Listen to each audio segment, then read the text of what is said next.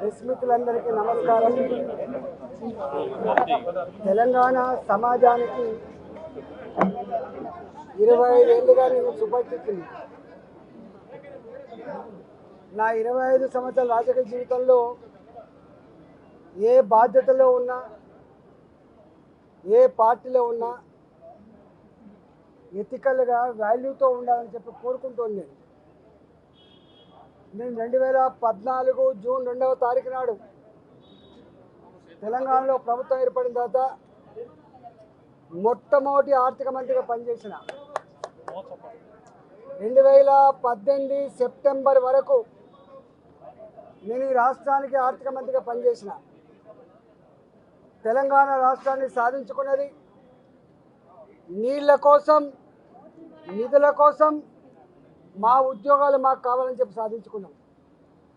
2005లో ఆనాటి ప్రభుత్వం జలయజ్ఞంలో భాగంగా తుమ్మిడిహట్టి చేవెళ్ల ప్రాజెక్టుని ఆనాడు ప్రపోజ్ చేసింది.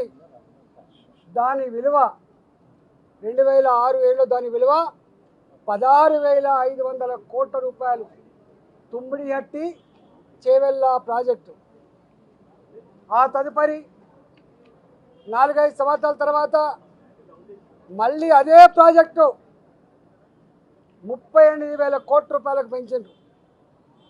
ఆనాడు తుమ్మిడిహట్టి దగ్గర 152 ఫీట్లు బరాజు కట్టాలి, నీళ్ళని డైవర్ట్ చేయాలి, లిఫ్ట్ పెట్టి ఎల్లంపల్లికి తీసుకురావాలని చెప్పి ప్రపోజల్స్ ఉండే. కానీ ఆనాడు మహారాష్ట్ర ప్రభుత్వం అభ్యంతరాలు చెప్పడం వల్ల ఆనాడు మహారాష్ట్ర భూములు మునుగుతైన నెపంతో ఆనాడు శాంక్చురీ పార్క్ ఉందని చెప్పి ఆనాడు 152 మీటర్ల నుంచి 140 మీటర్లు తగ్గించాలన్నప్పుడు తెలంగాణ అవసరాలకు ఆనాడు ప్రభుత్వం చేపట్టిన ప్రాజెక్టులకి 16,50,000 ఎకరాల నీళ్లు కావాలని, 10 టీఎంసీల నీళ్లు రూరల్ ఏరియాకు తాగునీళ్ళ కోసం కావాలని, 30 టీఎంసీల నీళ్లు హైదరాబాద్కు కావాలని, 15 టీఎంసీల నీళ్లు ఇండస్ట్రీస్ కావాలని చెప్పి అయితే కోరిండో అవి ఫుల్ఫిల్ కావు అని చెప్పి CWC report, irrigation department report వచ్చినప్పుడు కేసీఆర్ గారు ఆనాడు ముఖ్యమంత్రిగా ఒక మంత్రివర్గ ఉపసంఘాన్ని వేసిండ్రు. హరీష్ రావు గారి నాయకత్వంలో వారు ఆనాడు ఇరిగేషన్ శాఖ మంత్రి, నేను ఆర్థిక మంత్రిగా, అదేవిధంగా ఇవాటి మంత్రిగా ఆనాడు మంత్రిగా ఉన్నటువంటి తుమ్మల నాగేశ్వరరావు గారు ఆర్ఎండ్బి మంత్రిగా మంత్రివర్గ ఉపసంఘం వేసింది. మంత్రివర్గ ఉపసంఘం సిడబ్ల్యూసి రిపోర్ట్లు, ఇరిగేషన్ డిపార్ట్మెంట్ ప్రతిపాదనలు, వాళ్ళ అవసరాలన్నీ కూడా మా ముందుకు పెట్టినప్పుడు మేమన్నాం, ఒకవేళ కనుక ఈ తుమ్మిడిహట్టి చేవెళ్ళ మన అవసరాన్ని తీర్చకపోతే మరో ప్రత్యామ్నాయ మార్గాన్ని అన్వేషించమని చెప్పినప్పుడు వారు అనేక రకాల సర్వేలు చేసి, అది టెక్నికల్ వాళ్ళు కాబట్టి ఇవాళ మేడిగడ్డ, సుందిల్ల, అన్నారం ప్రాజెక్టులకి వాళ్ళు ప్రపోజ్ చేశారు. ఆనాడు ఆ ప్రాజెక్ట్ కాస్ట్ 63,000 కోట్లు అని చెప్పి వాళ్ళు అంచనా వేశారు. ఆ తదుపరి అనేక పరిణామాలు, అనేక జిల్లాల్లో వచ్చిన డిమాండ్లు, ఇంకా అనేక కొత్త ఏరియాకు నీళ్ళు ఇవ్వాలన్నటువంటి రైతుల ఆక్రందనలు, ఉన్న ఇరిగేటెడ్ ఏరియాకు స్టెబిలైజ్ చేయాలన్నటువంటి నిర్ణయాలు, అనేక రకాల నిర్ణయాల వల్ల అది 82,000 కోట్లకు పోయినమాట వాస్తవం. ఆ తదుపరి ఏం జరిగింది మాకు సంబంధం లేదు. ఇక్కడ మమ్మల్ని అడిగిన ప్రశ్న ఏంటంటే, మీరు ఆర్థిక మంత్రిగా ఉన్నారు కదా, ఈ డిజైన్లతో, ఈ కన్స్ట్రక్షన్తో, ఈ టెక్నికల్ ఆస్పెక్ట్తో మీకు సంబంధం ఉందా అని చెప్పి అడిగినారు. మాకు ఏమీ సంబంధం ఉండదు. రెండవ ప్రశ్న, వాళ్ళని కాళేశ్వరం స్పెషల్ పర్పస్ వెహికల్ అయితే పెట్టిండ్రో, కాళేశ్వరం ఇరిగేషన్ ప్రాజెక్టు కోసం ఒక కార్పొరేషన్ పెట్టిందో, ఆ కార్పొరేషన్ రుణాల మీద మీకైనా అధికారం ఉందని అడిగిండ్రు.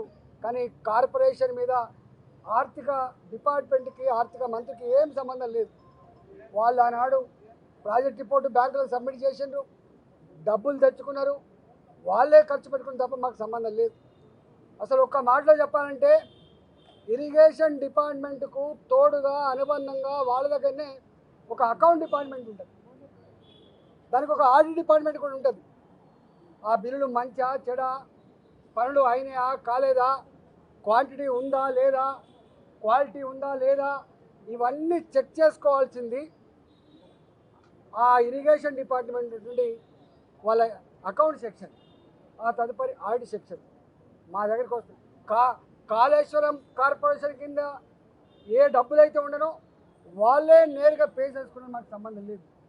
బడ్జెట్ అలొకేటెడ్ డబ్బు అయితే ఉందో మా దగ్గర అలొకేటెడ్ డబ్బు ఉంటే తప్పకుండా దాని ప్రకారం బిల్లు పే చేస్తాం తప్ప దాని వాల్యూస్తో కానీ వాటితో మాకు ఏం సంబంధం లేదని చెప్పి కరాఖండిగా చెప్పడం జరిగింది.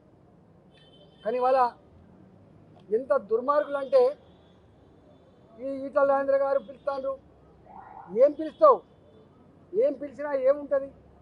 మా బతుకు చాలా ట్రాన్స్పరెంట్గా, మేము ఎథిక్స్ కోసం బతికిన వాళ్ళం, ప్రజల కోసం బతికిన వాళ్ళం. కంత మీద తుపాకీ పెట్టినా కూడా గదే మాట మాట్లాడలేదు తప్ప ఇంకోటి మాట మాట్లాడటం కాదు.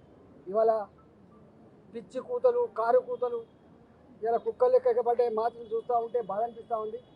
ఏది ఏమైనా తెలంగాణ ప్రజలు నిజమైన న్యాయ నిర్ణేతలు, ఎవడు తప్పు చేసిండో ఎవడు ఒప్పు చేసిండో వాళ్ళు నిర్ణయిస్తారు తప్ప ఇవాళ కొద్దిమంది బట్టకాల్చి మీద చేసినంత మాత్రం ఇది అయ్యే ప్రసక్తి లేదు. కానీ ఒక్కటి మాత్రం మళ్ళీ ఒకసారి చెప్పదలుచుకున్న, 3 బరాజులు మేడిగడ్డ దాని విలువ 4,600 కోట్లు, సుందిల్లా అదేవిధంగా అన్నారం ఒకదానికేమో 2,700 కోట్లు, ఒకదానికేమో 2,011 కోట్లు. నేను ఒకటే కాంగ్రెస్ పార్టీని డిమాండ్ చేస్తూ ఉన్నా, భారతీయ జనతా పార్టీ ఇప్పటికే చెప్పింది నిజాయితీగా ఉండాలని చెప్పి కోరుతుంది. పార్టీ ప్రభుత్వ ధనాన్ని దుర్వినియోగం చేయొద్దని చెప్పి కోరుతుంది, చట్టాన్ని లోబడి ఉండాలని చెప్పి కోరుతుంది, నీకు ఇచ్చిన కర్తవ్యాన్ని ఒక ప్రజలకు బాధ్యతతో పనిచేయమని చెప్పి కోరుతుంది. ఇవాళ మేము కోరుతా ఉన్నాం. అంతకుముందు అనేక కమిషన్లు వేసిండ్రు, ఎందుకు రిపోర్ట్లు బయట పెడతలేరు, ఎందుకు చర్యలు చేపడతలేరు. నేను ఇక్కడ కూడా కోరుతున్నా, ఇప్పటికే సంవత్సరం గడిచిపోయింది, త్వరగా ఈ రిపోర్ట్ను బయట పెట్టండి. త్వరగా నిజంగా ఎవరు బాధ్యులవుతారో వాళ్ళ మీద చర్యలు తీసుకోవాలి తప్ప మీరు తాత్సారం చేసి బట్టగాల్చి మీదేసి వాటికి రాజకీయ పబ్బం కట్టుకుంటా అంటే నిన్ను వదిలిపెట్టే ప్రసక్తి లేదు. తెలంగాణ సమాజం నిశ్చితంగా గమనిస్తూ ఉంది. నువ్వు ఏ ఆరోపణలు చేస్తూ ఉన్నావో, ఏ మాటలు మాట్లాడుతున్నావో, ఇవాళ ఆ మాటలకు కట్టుబడి, ఆ ఆరోపణలకు కట్టుబడి రేపు ఆ రిపోర్ట్ను బయటపెట్టు. రిపోర్ట్లో ఏం నష్టం జరిగిందో, ఎన్ని వేల కోట్ల రూపాయలు దుర్వినియోగం జరిగిందో, దానికి కారకులు ఎవరో, తప్పకుండా దోషులు ఎవరో శిక్షించకపోతే నిన్ను ప్రజాక్షేత్రంలో నీకు శిక్ష తప్పదని చెప్పి కాంగ్రెస్ పార్టీ హెచ్చరిస్తాం. మీడియా సమావేశాల్లో ఈటల రాజేందర్ పదే కొన్ని అంశాలు చెప్పారు. కాళేశ్వరం ప్రాజెక్టు ముమ్మాటికి కేసీఆర్ తానే డిజైన్ చేసి తానే కట్టారు అని చెప్పారు. ఈ అంశాన్ని ఈరోజు కమిషన్ ముందు చెప్పారా? ఇది క్యాబినెట్ ఓవరాల్ నిర్ణయం, దాంట్లో మంత్రుల ప్రమేయం ఉండదు, ఇది టెక్నికల్ టీం తీసుకునే నిర్ణయం అని చెప్పినట్టు తెలుస్తుంది. అంటే మీరు కేసీఆర్ని రక్షించే ప్రయత్నం చేస్తున్నారు. నేను చెప్పడం కాదు చారి, కేసీఆర్ గారే 100 సార్లు బహిరంగ సభల్లో ఏం చెప్తాడు, మీతో కూడా చాలాసార్లు చెప్పుకుంటాడు. Brain child of KCR, Kaleshwaram project సృష్టికర్త కేసీఆర్ అని చెప్పి తాను చెప్పుడు, నేను చెప్పడం కాదు. మీరు కమిషన్ చెప్పారా మరి ఆ విషయాన్ని?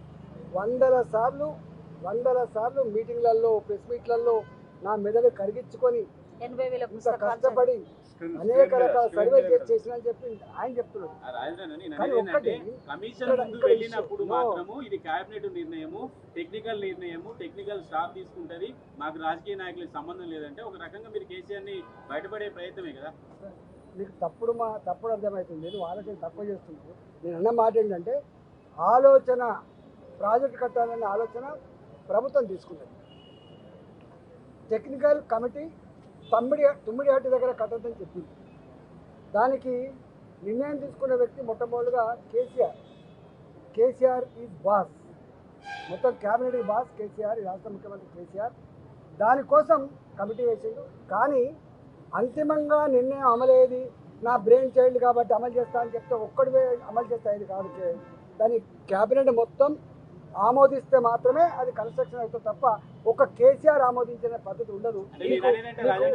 బిజినెస్ రూల్స్ తెలియదు. ప్రాజెక్టు డిజైన్ చేశాడు కేసీఆర్ కట్టాడని మీడియా సమావేశంలో మీరు చెప్పారు. ఇదే విషయాన్ని కమిషన్ కి చెప్పారా? అక్కడ మాత్రం టెక్నికల్ టీం చూసుకుంటది, మాకు సంబంధం లేదని స్టేట్మెంట్ చేశారు. ఎక్కడ కట్టాలి, ఎట్లా కట్టాలి, దాని క్వాలిటీ ఏంది, దాని క్వాంటిటీ ఏంది, దాని డెప్త్ ఎంత, అవన్నీ మాకు సంబంధం ఉండాలి. ఫైనాన్స్ డిపార్ట్మెంట్, నేను ఫైనాన్స్ డిపార్ట్మెంట్ సంబంధించిన మంత్రిని, అదంతా ఇరిగేషన్ డిపార్ట్మెంట్ వాళ్ళు చేయాల్సిన పని. మీరు మీడియా సమావేశాల్లో బీజేపీ పార్టీలో చేరిన తర్వాత చేసిన స్టేట్మెంట్ ఏంటంటే కాళేశ్వరం నేను దగ్గరుండి చూసినా అంత కేసీఆర్ చేశాడు, కేసీఆర్ కట్టాడు, ఇంజనీర్లు లేరు ఏం లేరు అని చెప్పారు. మీకు గుర్తుంటారు. తప్పు. ఇది ఆలోచన, ఈ ఆలోచన దాని ఇంప్లిమెంటేషన్ దాని దగ్గరుండి మొత్తంగా చూసుకున్నాడు చెప్పి కేసీఆర్ చెప్పి నేను చెప్తానండి బాబు. కేసీఆర్ చెప్పింది బాబు, కేసీఆర్ మీడియా సమావేశంలో చెప్పిన సమాధానానికి గోసు ఎలాంటి రియాక్షన్ ఇచ్చారు? సంతృప్తి చెందారా లేకపోతే మళ్ళీ రమ్మని ఏమన్నా కోరారా? నేను అనుకుంటా నన్ను అడిగిన ప్రశ్నలన్నీ కూడా మీడియా మిత్రుల సమక్షంలో అడిగిన ప్రశ్నలు కదా, ఓపెన్ గా మీడియా మిత్రులు అడిగిన సమస్యలకు కదా నేను థ్యాంక్స్ చెప్పిన, వారు కూడా థ్యాంక్స్ చెప్పిండు. మేమంతా చూసింది కదా. నన్ను అడిగిన మొత్తం ప్రశ్నలు 4 గోడల మధ్య మా ఇద్దరి మధ్య జరిగిన సంభాషణ కాదు. నన్ను అడిగిన మొత్తం ప్రశ్నలు మీ అందరి సమక్షంలో అడిగిన ప్రశ్నలు. నేను ఎట్లా సమాధానం చెప్పిందో చూసింది మీరు. తడబడడం కానీ నీళ్ళు నమ్మడం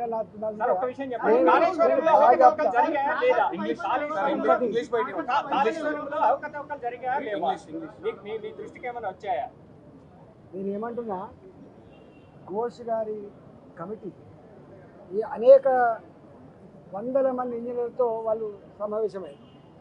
వాళ్ళు మొత్తం తీసుకున్నారు.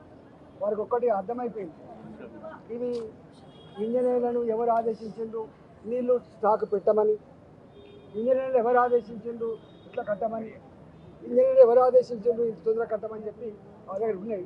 నేనేమంటున్నా, ఘోష్ గారి కమిటీ రిపోర్ట్ని వెంటనే బయటపెట్టి దోషులను శిక్షించమని కోరుతున్నాం. అది